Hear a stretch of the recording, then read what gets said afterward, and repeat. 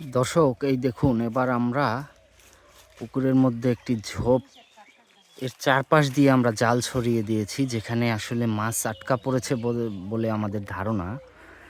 দেখা যাক কি হয়। এখান থেকে আসলে মাছ ধরাটা খুব ডিফিকাল্ট, কারণ মাঝে যদি কোনো প্রকার গাছপালা থাকে সেখানে মাছ ধরাটা কঠিন। মাশাল্লাহ মাশাল্লাহ, বড় মাছ দেখা যাচ্ছে। অবশ্যই এই মাছ না রাখলে তো আসলে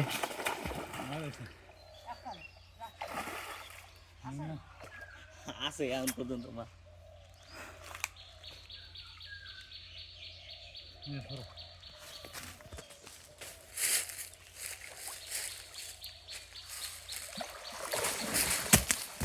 মাশাল্লাহ, দেখুন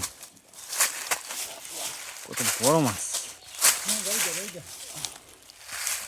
আল্লাহ তাআলার নিয়ামত। গালি তো দশটা হচ্ছে।